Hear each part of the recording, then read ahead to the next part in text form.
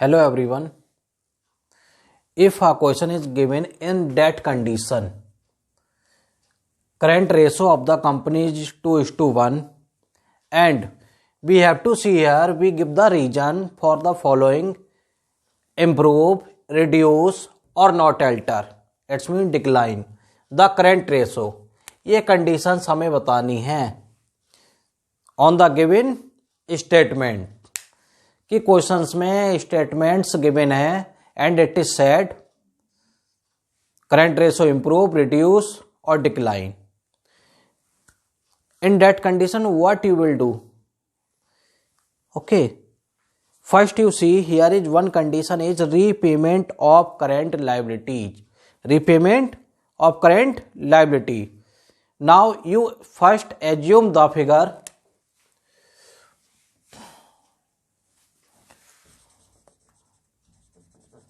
Assumed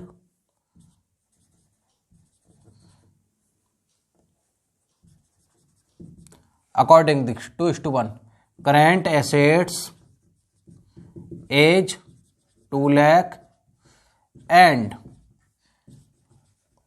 current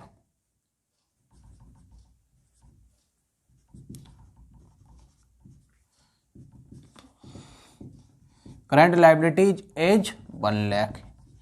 ये assume हो गई फिगर. ठीक, अब पहला जो रीजन कहा है repayment of current liability. Repayment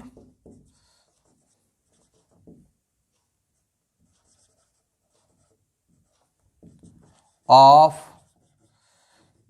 current liability.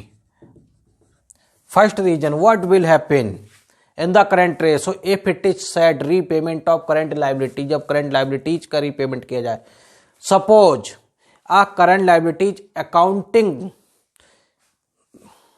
इसके लिए क्या अकाउंटिंग कर लें. सपोज एक वैल्यू यहां पर जिस तरीके से what that way we take the value 2 lakh and 1 lakh in that questions we assume a figure for the current liability. Current liability के लिए हम ऐसा करते हैं यहां पे 50,000. Suppose we have to paid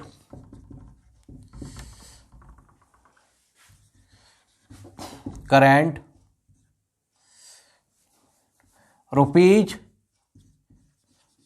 50,000. हमें रुपीज 50,000 पे करने हैं.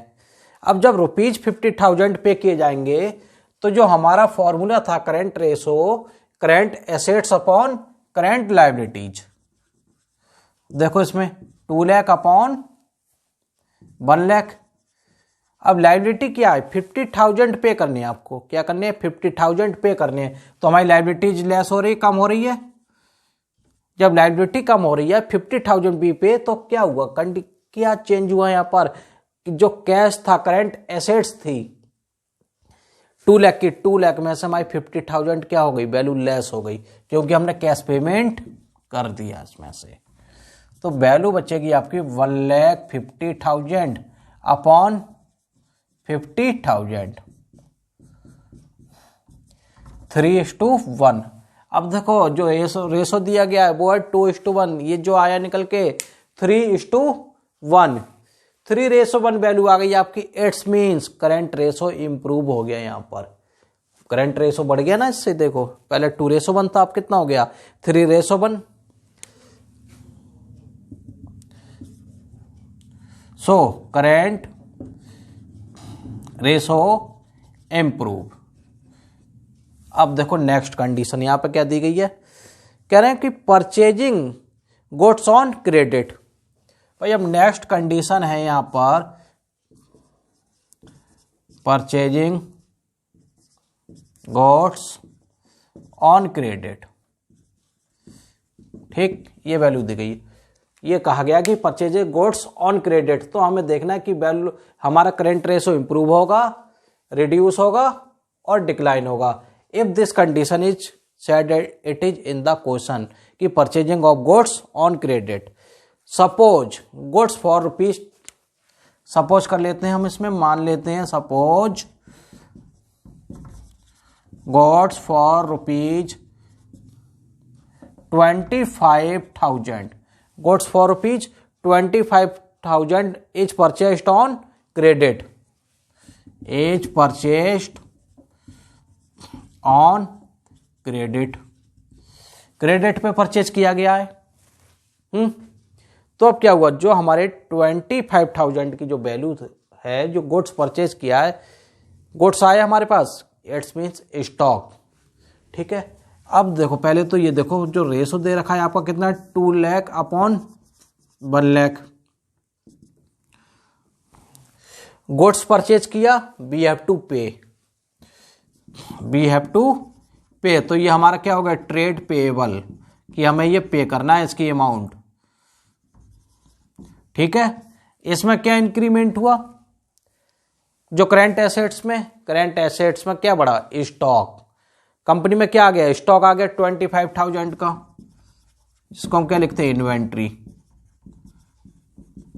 ठीक है, अब देखो 2,25,000 अपॉन 1,25,000,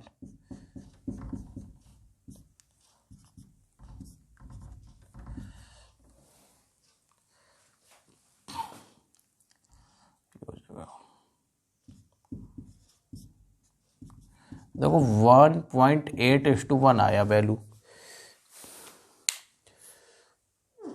वैल्यू पहले कितनी दे रखी है आपको, 2:1 आया, क्या है 1.8:1, भाई तो 2 से कम हो गई यहां पर वैल्यू। जब हमने क्या करा कि purchasing goods on credit, credit पर गुड्स परचेज किया, तो इस कंडीशन में हमारा करंट रेशो क्या हुआ, रिड्यूस हो गया। क्या निकल के आया रीजन, सो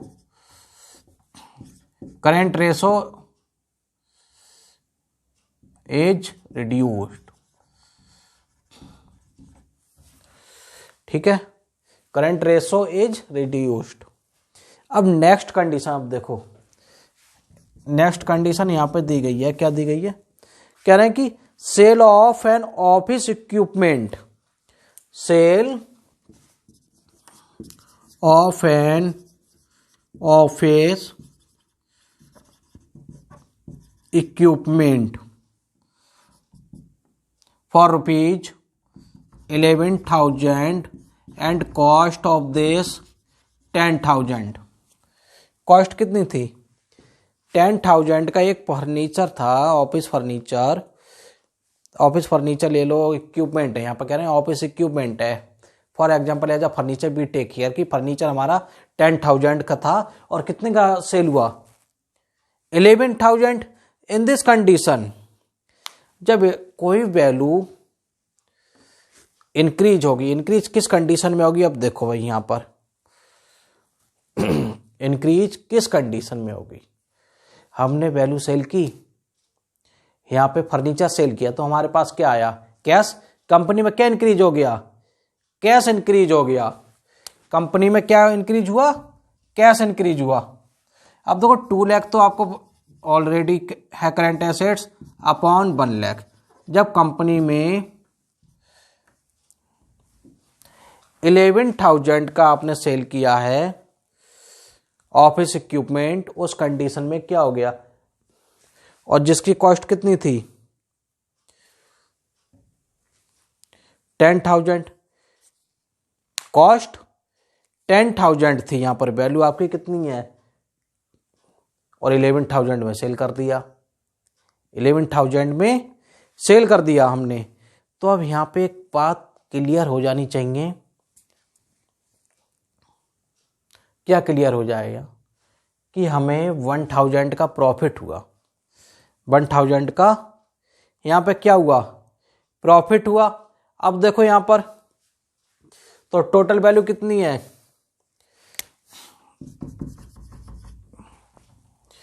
11,000, 11,000 से वैल्यू हमारी इंक्रीज हो गई, कैश इंक्रीज हो गई, लायबिलिटी तो इंक्रीज हो ही नहीं है। 2 lakh 11,000 upon 1 lakh, 2.11:1। Ratio is improve.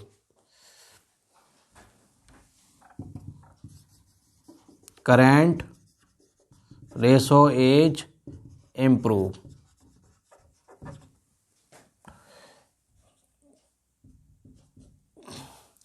Improved हो गया भाई करंट रेशो। ओके, अगर कंपनी में ऐसा होगा sale of an office equipment, अगर ऑफिस इक्विपमेंट की सेल कर रहे हैं तो उससे हमें क्या मिला, कैश मिला। कैश से हमारी क्या हुई, करंट एसेट्स बढ़ गई। Current assets upon current liability, liability तो बढ़ी नहीं, लायबिलिटी वही रही। तो इस कंडीशन में क्या हुआ, रेशो इंप्रूव। ओके, अब देखो नेक्स्ट कह रहे हैं यहां पर sale of goods for rupees 21,000 which cost of rupees 20,000, जिसकी कॉस्ट कितनी थी, 20,000 की थी। एक गुड्स सेल हुआ है।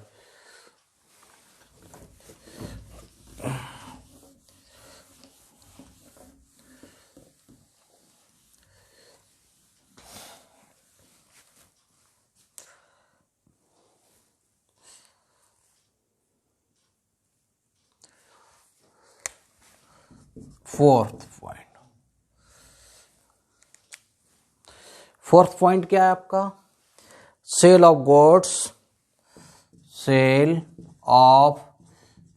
Goods for rupees 21,000 and cost is 20,000।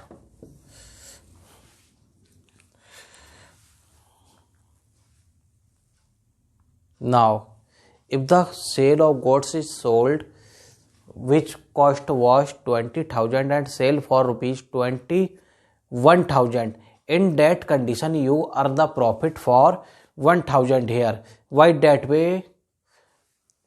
Current assets, हमारा जो करंट एसेट्स में कैश इंक्रीज हो गया भाई। जो हमारी 20,000 की जो वैल्यू है वो तो हमारे पास किसके रूप में, गुड्स है ना। It's means stock, we have the stock था हमारे पास।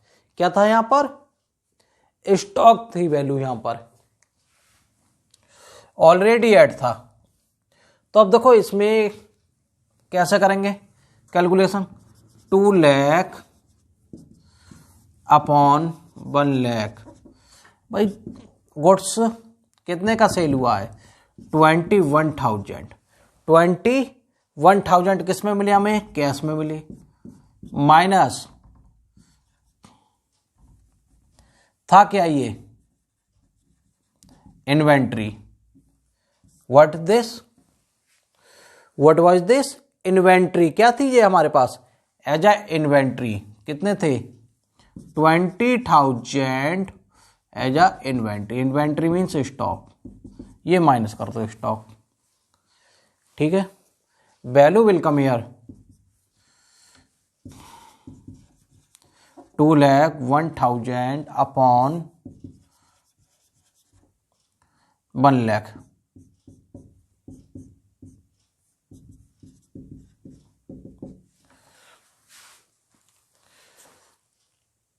Here is 2.01:1. Okay, in that condition.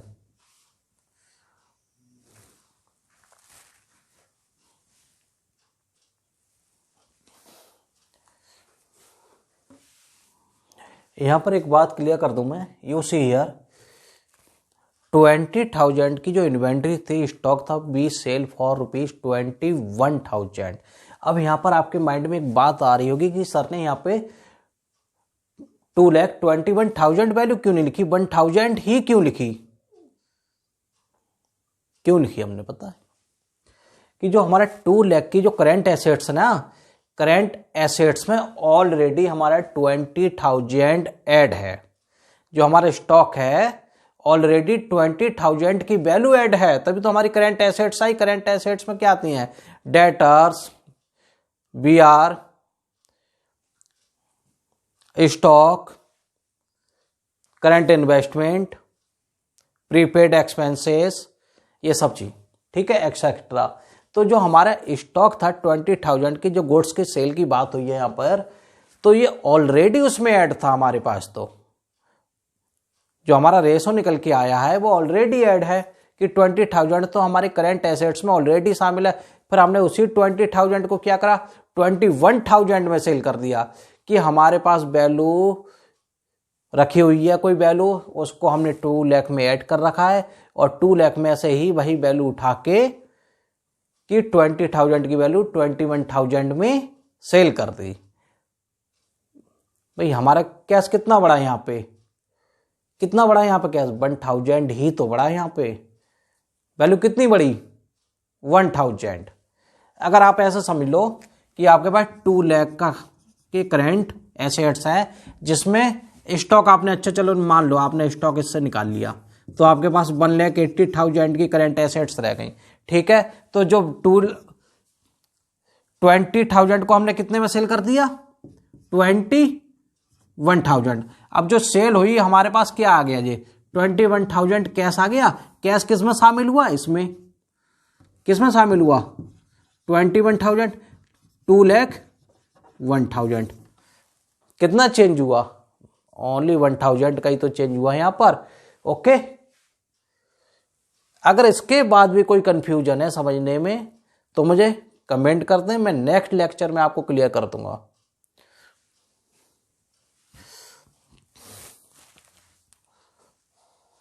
अब देखो यहां पे 2:2.01:1 हमारा आइडियल रेशो कितना दे रखा है, 2:1। यहां पे क्या हुआ, करंट रेशो इंप्रूव, क्या हो गया यहां पर, सो करंट रिजल्ट क्या आया, current ratio is improved.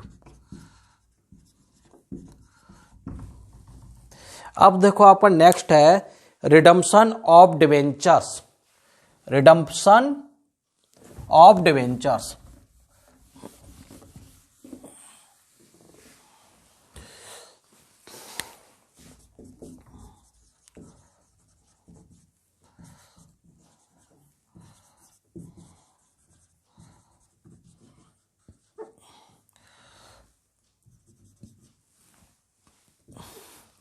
Redemption of debentures, suppose that we have to redeem the debentures for ₹10,000 after a certain period, कि आफ्टर अ सर्टेन पीरियड हमें डिवेंचर रिडीम कर दिए, डिवेंचर रिड्यूस कर दिए। Debenture क्या है हमारे यहाँ पर, here is the liability, as a liability है, लायबिलिटी के रूप में हमारे पास डिवेंचर्स रखे हुए, हमने पेमेंट कर दिए, सेल हो गई, ठीक है। सपोज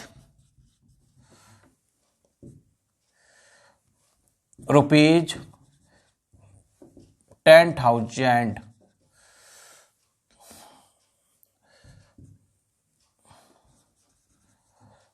ऐसा लिखें, डिवेंचर ऑफ ₹10,000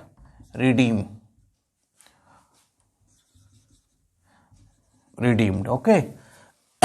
रिडीम्ड हो गए तो उस कंडीशन में क्या हुआ भाई, लायबिलिटी थी डिवेंचर, तो उस कंडीशन में हमारी लायबिलिटी क्या हुई, लेस हुई, लायबिलिटी लेस हुई। पहले ये लिख लो आप, 2 लाख अपॉन 1 लाख, ये था आपका रेशो 2:1।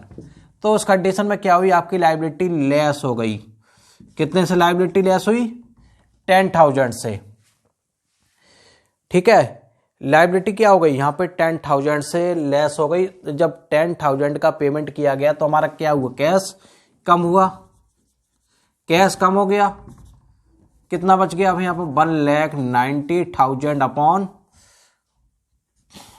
90,000, 1,90,000 अपॉन 90,000।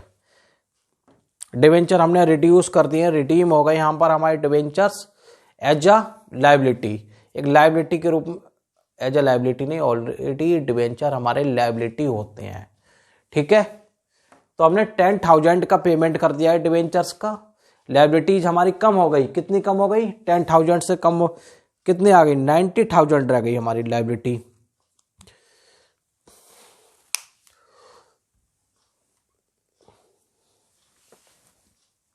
हियर सी, जो डिवेंचर्स होते हैं हमारे, debentures are long term loan, debentures क्या होते हैं, लॉन्ग टर्म लोन है। और यहां पर क्या है, जो 1 लाख है वो आपकी करंट लायबिलिटीज है, और करंट लायबिलिटीज लॉन्ग टर्म में तो होती नहीं है, वो तो 1 ईयर में फिनिश हो जाती है। तो यहाँ पे 10,000 कैसे रिड्यूस हो गया डिवेंचर्स का? आपके माइंड में ये बात आ रही होगी कि डिवेंचर्स तो लॉन्ग टर्म होते हैं और 10,000 कैसे रिड्यूस हो गया। बी सपोज हमने यहाँ पे मान लिया है, सपोज कर लिया कि 10,000 रिडीम जो किए गए हैं उसकी अमाउंट करेंट लायबिलिटीज में इंक्लूड है ऑलरेडी। बी सपोज हमने ऐसा मान लिया कि हमारे इसमें इंक्लूड है, ठीक है।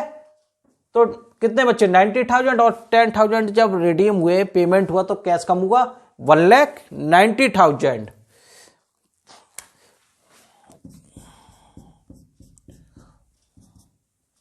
वैल्यू इज 9 बन जा 1.11 ratio 1 current ratio is improved. No sorry यार, करंट रेशो कितना हो गया आपका? Reduce. In this condition, oh यार sorry, one fault is here. Current ratio देखो ये क्या यार सी 9 2 18, okay 2.11 ratio 1 current ratio is improved. 19 बचा था आपका, 19 को 9 से डिवाइड कर दो, 9 2 जा 18, 1 रिमेन, पॉइंट गिवन 0, 9 बन जा 1 रिमेन 0, 9 बन जा 2.11:1। It's means current ratio improved. अगर ये कंडीशन हमारी अगली कंडीशन थी कि रिडम्पशन ऑफ डिवेंचर्स का रिडम्पशन किया जाएगा, तो उस कंडीशन में करंट रेशो इंप्रूव होगा या रिड्यूस होगा और not alter, it's mean decline, कि कुछ नहीं होगा। When payment of debentures then current ratio improve. Current ratio क्या हुआ? इंप्रूव हो गया in that condition. Okay student, thank you, have a nice day.